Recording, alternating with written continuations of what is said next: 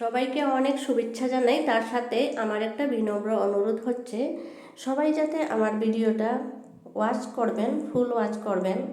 কারণ আমার ভিউগুলো, ওয়াচ টাইম আমারটা একদম কমে গেছে, তাতে আমার চ্যানেলের অনেক ক্ষতি হয়ে যাচ্ছে। তাই আপনাদের কাছে একটু রিকোয়েস্ট রাখছি, সবাই যাতে স্কিপ না করে ভিডিওটা শেষ পর্যন্ত দেখেন। আপনারাও যদি বাগান করে ভালোবাসেন তাহলে নিশ্চয়ই আপনাদের ভিডিওগুলো দেখলে ভালো লাগবে। আমি সবার ভিডিও দেখি এবং ফুল ওয়াচ করি, লাইক কমেন্ট দুটোই করি, কিন্তু আমার ভিডিওতে অনেক কমেন্ট আসে, লাইক তার হিসাবে অনেক কম।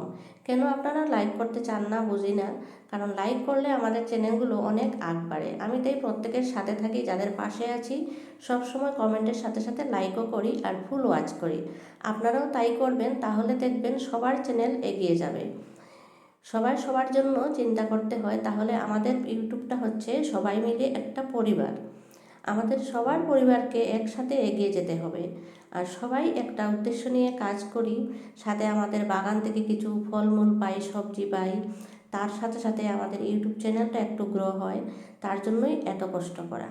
আর আমি যে বয়সে যে পর্যায়ে এসে বাগান করছি, সেই পর্যায়ে অনেক কম আছেন আপনারা, অনেক হেল্পার নেন, অনেকে হেল্প পান অনেকের কাছ থেকে, কিন্তু আমি সমস্ত কাজগুলো একা একা করি। এই যে দেখছেন একটা ছোট্ট লাউ ঝুলছে, আজকে এটাকে বেগিং করে যাব।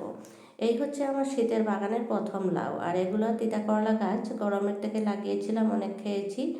আর শীতের দিনে হয়তো এগুলোকে আর বেশি দিন রাখবো না। আর এই যে শর্ট বিনের গাছ, এগুলোকে আমি ঘরোয়া হিসাবে ফাঙ্গিসাইড দিয়েছিলাম, বলেছিলাম যে পোকা হয়েছে। তাতে আমার মনে হয় পোকা একটু কমেছে, কিন্তু পুরা কমে নাই।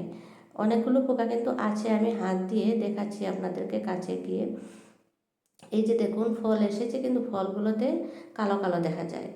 আমি নিম তেলটা খুব খোঁজাখুঁজি করছি, আমাদের এখানে বাজারে পাওয়া যাচ্ছে না। অনেকে আমাকে পরামর্শ দিয়েছে যে নিম তেল দিন। নিম তেলটা হয়তো অনলাইনে পাওয়া যাবে, বাজারে পাওয়া যায় না। এই যে দেখুন কত পোকা, এই পোকার জন্যই আমার ফলগুলো নষ্ট হয়ে যাচ্ছে। আপনাদের আরও কিছু যদি ফাঙ্গিসাইড জানা থাকে অবশ্যই আমাকে জানাবেন, দয়া করে কমেন্টে এসে জানাবেন। ভিডিওটা দেখে কেমন লাগলো ভালো মন্দ একটু জানাবেন। আর অবশ্যই অবশ্যই একটা লাইক করবেন। সবাইকে আবারও বলছি, আমরা যারা বাগান করে ভালোবাসি তারা অন্যের বাগান দেখেও ভালোবাসি। এখানে কিছু ধনিয়ার বীজ দিয়েছিলাম, সবগুলো এখনও হয় নাই। আর একটা দুটো ফুলের গাছ কিন্তু বাগানে রাখবেন। ফুলের গাছ থাকলে ভ্রমর আসে বাগানে, আর ভ্রমরের কাজ তো আমাদের বাগানে আছেই, তা তো নিশ্চয় বুঝতে পারছেন সবাই।